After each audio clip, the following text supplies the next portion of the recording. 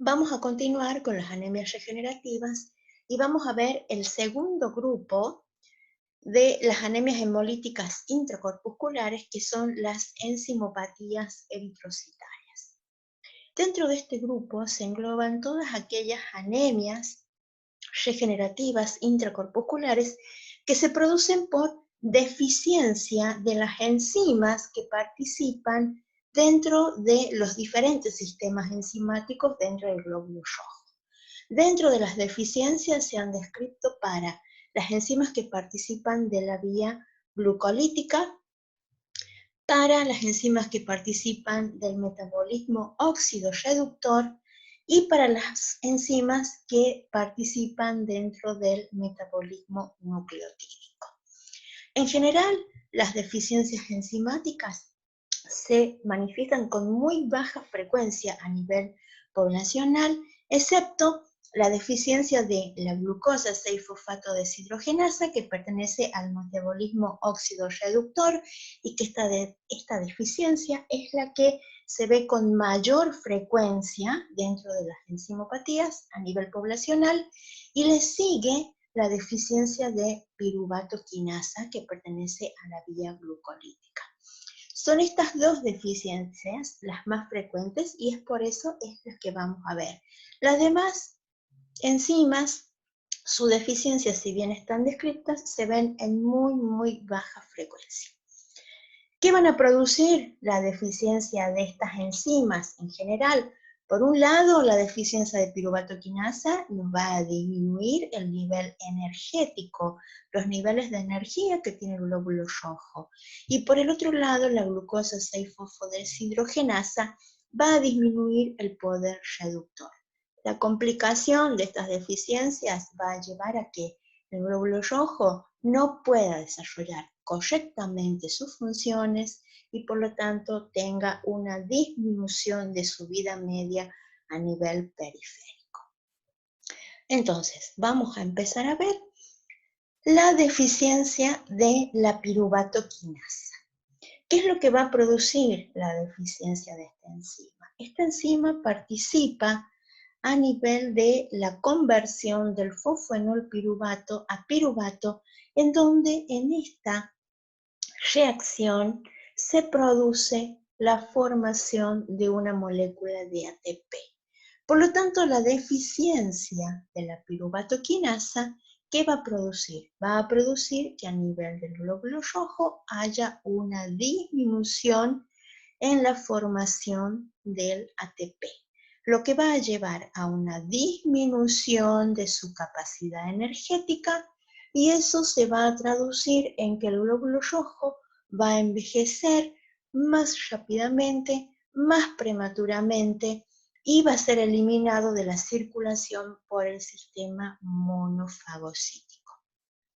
La deficiencia de esta enzima, la alteración es a nivel genética y se transmite con carácter autosómico recesivo. Al ser captado por el sistema monofagocítico, esta anemia va a ser una anemia hemolítica de tipo extravascular y su manifestación clínica es de tipo crónica.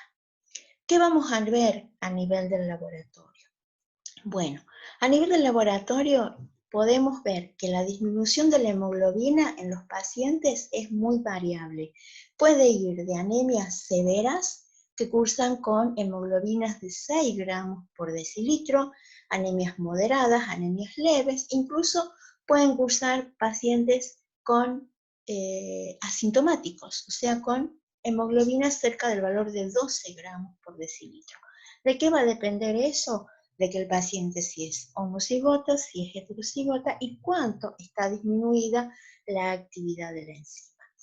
Esta anemia, al ser de tipo regenerativa, la médula responde muy bien, cursa con reticulocitos con valores bastante elevados, hay un aumento de los reticulocitos en sangre periférica, y los reticulocitos, al ser un poco más grandes, un poquito más grandes que los glóbulos rojos, nos puede llevar a un volumen corpuscular medio que esté ligeramente aumentado. Además, a nivel del frotis, ¿qué vamos a ver? Vamos a ver la consecuencia de esa disminución del nivel energético. Generalmente, a nivel morfológico, lo que podemos ver es que aparecen equinocitos, debido a que el glóbulo rojo, al tener disminuido sus niveles de ATP, no puede mantener su forma frente a pequeñas variaciones de la osmolaridad plasmática. Entonces se deshidrata y aparecen los equinocitos. En formas más graves, cuando hay mayor deficiencia, esa deshidratación puede ser más severa y aparecen los acantocitos. Por lo tanto, podemos ver una aparición a nivel del frotis de poiquilocitosis con prevalencia de equinocitos y en casos más graves los acantocitos. ¿Cómo se puede llegar al diagnóstico cuando se sospecha de la deficiencia de la piruvato quinasa? Se puede hacer una prueba de screening, que es la prueba de autemólisis, la misma que vimos para la esferocitosis hereditaria, en donde lo que se hace es colocar la sangre del paciente a 37 grados centígrados y se lo incuba durante 48 horas. En estos pacientes, en donde los niveles de ATP están disminuidos, la hemólisis está aumentada. Entonces, a las 48 horas vamos a ver que tienen un grado de hemólisis mucho mayor que un paciente normal. Se puede hacer una variante. A la muestra del paciente se le puede agregar ATP. Ante el agregado de ATP, el grado de hemólisis se corrige y se asemeja a la de un paciente normal. O sea que al estar nosotros agregándole externamente ATP, el glóbulo rojo se puede mantener mucho más tiempo intacto en la muestra. Esta corrección de la hemólisis frente al agregado de ATP lo que hace es sospechar que esa anemia hemolítica se debe a una deficiencia de alguna enzima de la vía glucolítica. No nos dice cuál enzima, pero sí nos está orientando a que la deficiencia es en alguna de las enzimas de la vía de la glucólisis, porque corrige con el agregado de ATP. Entonces, en el paso siguiente, nosotros podemos sospechar de la enzima que se presenta con más frecuencia su deficiencia, que es la piruvato quinasa. En la actualidad se han desarrollado técnicas en donde nosotros podemos determinar la actividad de la piruvato quinasa en el eritrocito. ¿Qué vamos a utilizar? Sangre entera anticoagulada, que puede ser con heparina o con necta. Esa sangre entera lo que se hace es centrifugarla, se elimina el sobrenadante, nos quedamos con el paquete globular y luego a ese paquete globular se le agrega una solución fisiológica para hacer el lavado.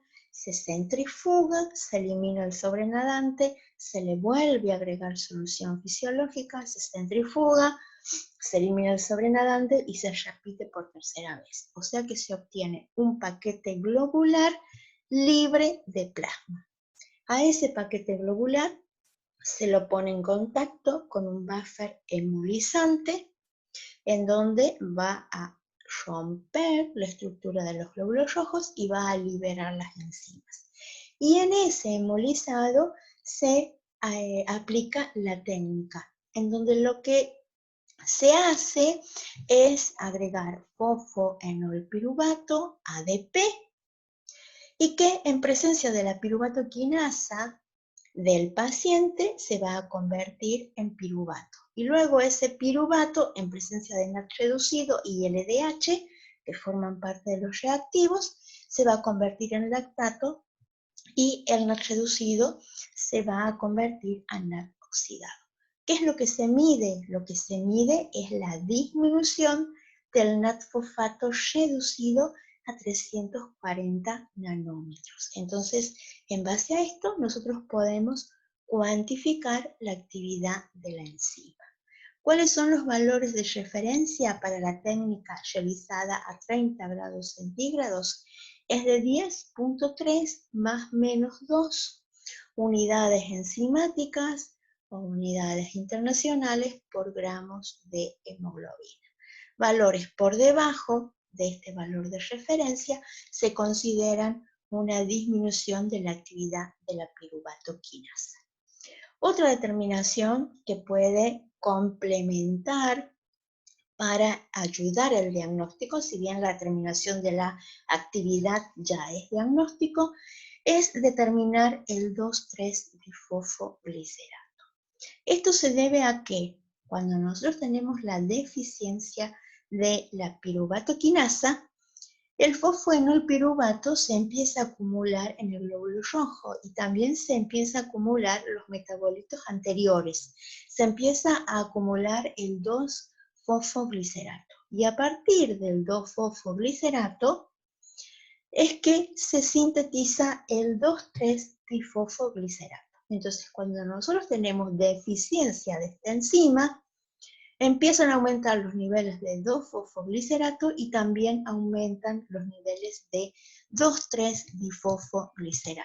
Entonces, en la actualidad también tenemos una técnica para cuantificarlo.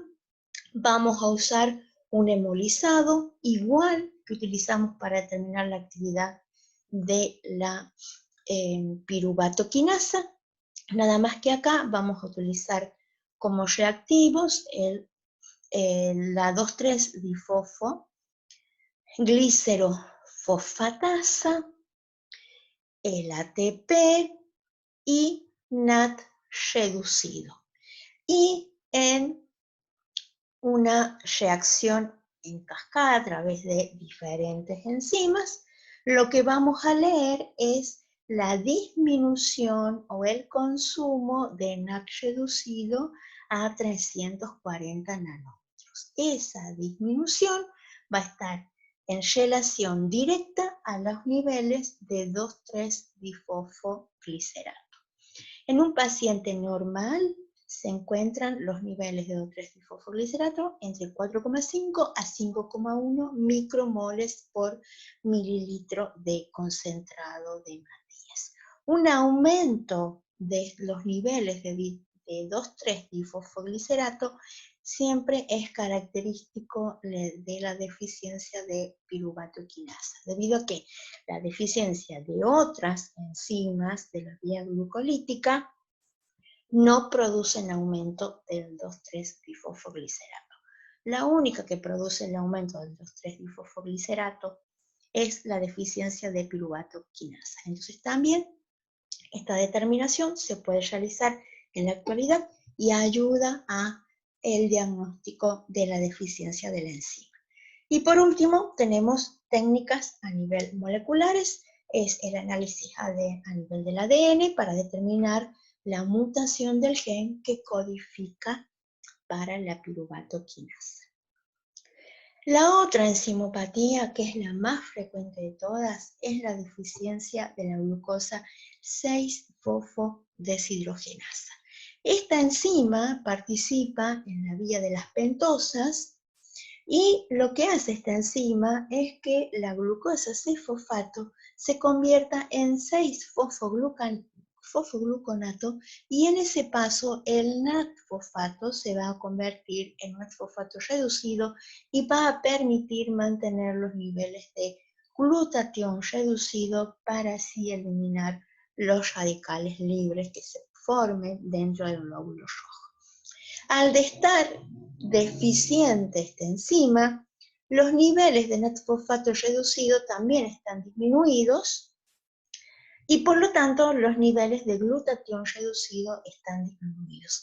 Eso hace que la capacidad reductora del glóbulo rojo también esté deficiente. Por lo tanto, ¿qué va a pasar? Que la hemoglobina, que puede convertirse a metahemoglobina, o sea que el hierro más 2 se convierta en hierro más 3, no pueda ser de nuevo reducida a hemoglobina. Por lo tanto, esta metahemoglobina se mantiene dentro del glóbulo rojo y precipita formando lo que se denominan en la clínica los cuerpos de Heinz. Estas precipitaciones de la metahemoglobina dentro del glóbulo rojo se adhieren a la membrana, lo que hace que afecte su permeabilidad y también aumente su fragilidad osmótica. Y por otro lado, esos radicales libres que no pueden ser eliminados terminan afectando a la espectrina, que es una proteína periférica que también puede formar agregados, y lo que hacen es otorgarle rigidez a la membrana. Por lo tanto, el glóbulo rojo se vuelve más rígido y se vuelve menos deformable. ¿Cómo es la transmisión de la deficiencia? Esta enzima está codificada, o el gen que codifica para esta enzima está al nivel del cromosoma X. Por lo tanto, su transmisión está ligada al cromosoma X. Los hombres son los que van a manifestar la patología, mientras que las mujeres en general son las portadoras. ¿Cuál es la manifestación clínica? En general, el déficit de esta enzima es asintomático. Los pacientes cursan con un estado asintomático. No hay anemia, no hay manifestaciones clínicas. ¿Cuándo va a aparecer la anemia? Cuando el organismo esté en contacto con algún agente oxidante. Por ejemplo, cuando el paciente consume aguas. Eso es lo que van a encontrar en los libros. Pero también cuando estén bajo tratamiento de algún medicamento que genere metabolitos oxidantes, pacientes con infecciones bacterianas a nivel de pulmón, neumonías bacterianas, pacientes con hepatitis, pacientes diabéticos que hacen cetoacidosis. Eso va a llevar a que en el organismo se genere un aumento de los radicales libres. Entonces, en el eritrocito hay una deficiencia. Y entonces eso va a provocar que ante estas situaciones recién aparezca la anemia, que va a ser hemolítica, que puede ser intensa, que va a ser de aparición brusca, o sea, va a ser de forma aguda, y el mecanismo va a ser intravascular. O sea que cuando el paciente tenga alguna de estas situaciones es cuando se va a manifestar la anemia, y lo va a hacer a través de lo que nosotros conocemos en la clínica como una crisis hemolítica. Fuera de estos estados, si no tiene infecciones bacterianas, si no tiene infecciones víricas, si no es un diabético que no se descompensa, no va a manifestar ninguna alteración clínica y no va a manifestar la anemia. ¿Qué vamos a ver en el laboratorio? En el laboratorio solo vamos a ver alteraciones durante estas crisis o ataques hemolíticos. Si no, el paciente va a tener todos los valores normales. O sea que después del ataque hemolítico es donde nosotros podemos ver alteraciones a nivel bioquímico. Si no, todos los parámetros se van a encontrar normales. ¿Y qué vamos a tener? Hemoglobina disminuida, los reticulocitos van a estar aumentados. ¿Y qué podemos ver en el frotis? Lo que podemos ver en el frotis, podemos ver diferentes alteraciones morfológicas. Podemos ver esferocitos, podemos ver los fragmentos eritrocitarios porque la hemólisis es intravascular, y hay alteraciones morfológicas que se pueden observar en este tipo de patología. Una son las células mordidas, que son estas. Son glóbulos rojos que ahí les falta una pequeña partecita, se las describe así, como células mordidas. ¿Y por qué aparecen? Porque en estos glóbulos rojos se ha formado metahemoglobina, no se ha podido volver a reducir el oxígeno, ha precipitado, ha formado los cuerpos de James, y cuando pasan cerca de un macrófago, el macrófago detecta esa anomalía y fagocita esa parte del glóbulo rojo con los cuerpos de James precipitados, que es la metahemoglobina precipitada. Entonces se forman estas células mordidas. Y como esta metahemoglobina también precipita, se produce una distribución anormal del resto de la hemoglobina y aparecen los excentrocitos, que son estos glóbulos rojos en donde, si ustedes ven, la hemoglobina está toda hacia un costado y hay una zona en donde no hay nada, o sea que han perdido la biconcavidad porque hay una distribución anormal de la hemoglobina. Además, que vamos a ver durante estas crisis hemolíticas, las alteraciones bioquímicas relacionadas con una hemólisis intravascular, aumento de la bilirrubina, aumento de la LDH a expensas de la LDH intraeritrocitaria, disminución de la aptoglobina, disminución de la hemopexina por consumo, aparición de hemoglobinemia por la hemólisis intravascular y la aparición de hemoglobinuria y además la aparición de la hemosideриnuria. ¿Cómo vamos a llegar al diagnóstico? Se puede hacer una prueba de screening que es evidenciar los cuerpos de James en el paciente. Lo que se hace es fomentar o estimular la formación de esta metahemoglobina que precipita y forma estos cuerpos de James en forma externa. Se toma una muestra de sangre entera anticoagulada del paciente, se la incuba con un buffer oxidante y luego le vamos a agregar un colorante que es el cristal de violeta. El cristal de violeta va a teñir la metahemoglobina. Entonces, esa metahemoglobina que ha precipitado, después cuando con esa muestra nosotros hacemos un frotis y la miramos al microscopio, vamos a ver que esa metahemoglobina o los cuerpos de James se ven coloreados, como acá vemos en la foto. ¿Y qué se hace? Se hace algo muy parecido a los reticulocitos. Vamos a contar campos de glóbulos rojos y dentro de esos glóbulos rojos vamos a ver cuántos tienen cuerpos de James. ¿Qué es lo que se considera patológico? Aquellos glóbulos rojos que tienen más de 5 cuerpos de James. Todos estos que ven acá tienen más de 5, o sea, son todos patológicos.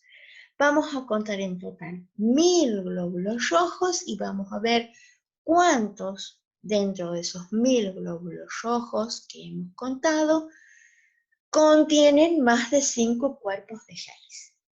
Y después vamos a hacer la relación a 100 glóbulos rojos. O sea, 100.000 glóbulos rojos tenemos X cantidad de glóbulos rojos con más de 5 cuerpos de James en 100 X.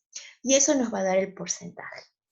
En los pacientes que tienen déficit de glucosa 6-fosfato deshidrogenasa, en general manifiestan un porcentaje mayor al 21%.